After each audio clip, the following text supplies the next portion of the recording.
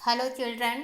आज हम unit 4 adolescence reading A Swami is expelled from school को समझेंगे। यह लेसन आर के नारायण द्वारा लिखित उपन्यास स्वामी एंड फ्रेंड्स से लिया गया है, जो 1935 में प्रकाशित किया गया और उस समय हमारे देश में अंग्रेजों का शासन था। इस उपन्यास में किस तरह स्वामी अपने स्कूल में अपने दोस्तों के साथ मिलकर कई कारनामे करता है, उसको बताया गया है। यह लेसन भी स्वामी के उन्हीं कारनामों का एक भाग है। Swami is expelled from school. Swami school से निष्कासित किया गया। इस लेसन की कहानी शुरू होती है जब हेडमास्टर क्रोधित चेहरे के साथ और आंखों में कड़ी अशुभ संकेत लिए हुए कक्षा में प्रवेश किए। हेडमास्टर को देखकर स्वामीनाथन की इच्छा हुई कि काश इस समय वो कहीं और होता, बट रियल में वह क्लास में ही था। हेडमास्टर ने कक्षा का निरीक्षण किया और पूछा, क्या कल आपने जो किया उसके बाद यहाँ आने में और बैठने में शर्मिंदा नहीं हो? फिर उन्होंने करीब दर्जन भर छात्र जो कल उनकी कक्षा में उपस्थित थे उनका नाम विशेष सम्मान सहित पढ़े। उसके बाद उन छात्रों के नाम पढ़े जो कल कक्षा में नहीं थे और उन्हें बेंच में खड़े रहने को कहा गया। उसके बाद हेडमास्टर ने महसूस किया कि ये सज़ा उनके लिए पर्याप्त नहीं थी, इसलिए उन्होंने उन बच्चों को डेस्क पर खड़े हो जाने को कहा। जो छात्र कल स्कूल में नहीं थे उनमें स्वामीनाथन भी एक था। फिर हेडमास्टर ने उन बच्चों से एक के बाद एक स्पष्टीकरण प्रस्तुत करने को कहा। एक छात्र ने कहा उसे सिर में दर्द था, इस कारण वह स्कूल नहीं आ सका।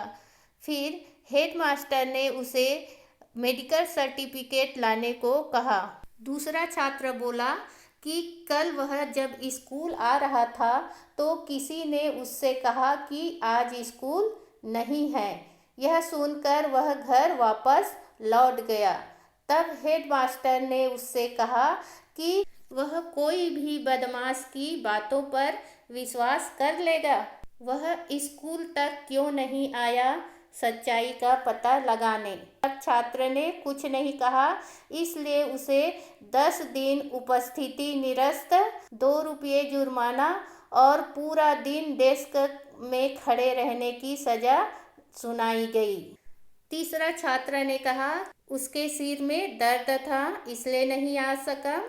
चौथे छात्र ने कहा कि उसे पेट में दर्द था। पांचवें छात्र ने कहा कि जैसे ही वह स्कूल के लिए निकल रहा था उसी समय उसकी दादी माँ की अचानक डेथ हो गई। तब हेडमास्टर ने उससे कहा कि क्या वह अपने पिताजी से पत्र ला सकता है। छात्र ने जवाब दिया नहीं, क्योंकि उसके पिताजी की पहले ही डेथ हो चुकी थी। तब हेडमास्टर ने उसे अपने पड़ोसी से पत्र लाने को कहा। तब छात्र ने कहा कि नहीं, मैं नहीं ला सकता, क्योंकि उसका कोई भी पड़ोसी पढ़ या लिख नहीं सकता, क्योंकि वह इलामन गली के अशिक्षित क्षेत्र में रहता है।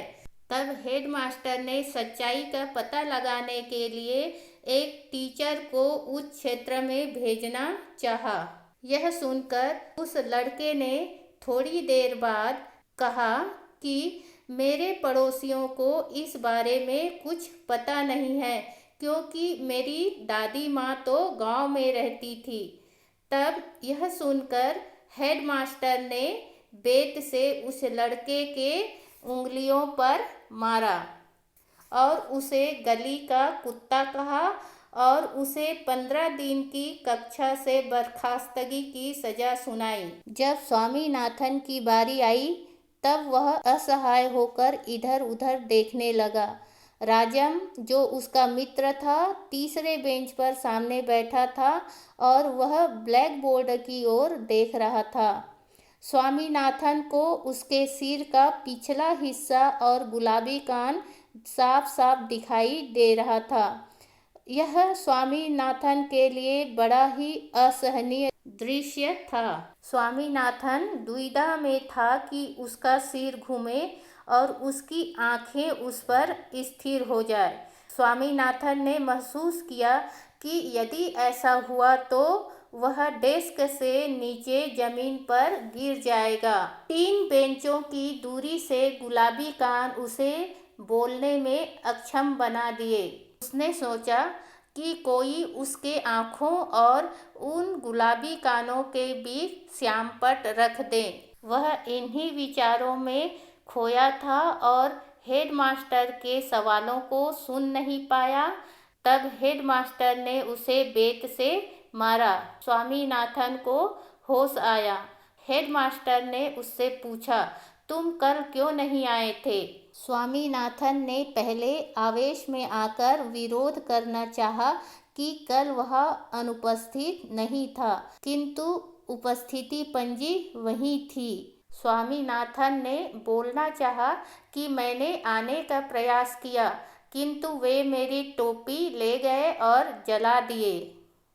जब मैंने स्कूल आने का प्रयास किया तो कई शक्तिशाली आदमियों ने मुझे पकड़ लिया, लेकिन वह कुछ बोल नहीं पाया। फिर स्वामीनाथन ने सिर दर्द का बहाना बताने की सोची, लेकिन उसके पहले वाले विद्यार्थियों ने भी सिर दर्द का बहाना बताया था, इसलिए वह कुछ बोल नहीं पाया। तब हेडमास्टर ने बेत से स्वामीनाथन के दाहिने कंधे पर जोर से मारा और चिल्लाए कि तुम अपना मुंह नहीं खोलोगे। तब स्वामीनाथन आंसू भरी आंखों से हेडमास्टर को घूरने लगा। तब हेडमास्टर चिल्लाए, मैं तुम्हें जान से मार दूंगा अगर तुमने मेरे प्रश्नों के जवाब दिए बगैर इस तरह मुझे घूरते रहे तो। स्वामीनाथन हकलाते हुए कहा, मैं नहीं आ सका। तब हेडमास्टर ने एक लड़के से कहा कि चपरासी को बुलाकर लाओ।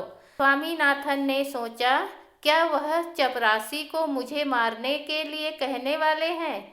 यदि वह ऐसा कुछ करते हैं तो मैं हर एक को काट के मार दूंगा, ऐसा वह सोचने लगा। चपरासी आया।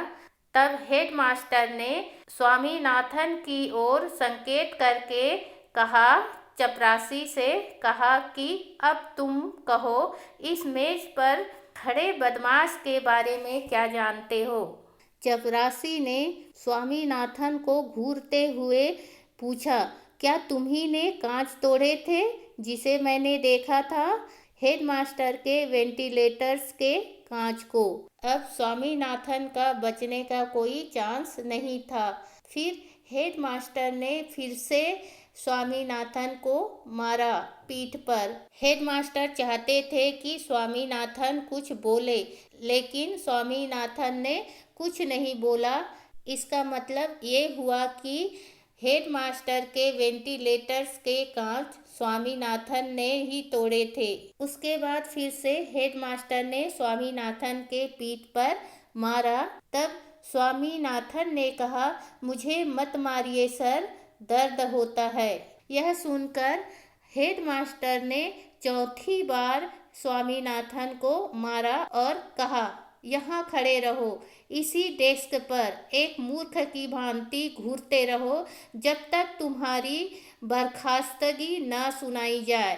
हेडमास्टर द्वारा बार बार स्वामीनाथन को पीटने से स्वामीनाथन का पूरा शरीर जल रहा था। अचानक स्वामीनाथन में हिम्मत आई, और वह हिम्मत जो हताशा के बाद आता है। फिर उसने आँखों से बहते हुए आंसुओं को रोका, डेस्क से नीचे कूदा, फर्श पर किताबों को समेटा और बड़बड़ाते हुए बाहर दौड़ा, मैं आपके गंदे स्कूल की परवाह नहीं करता।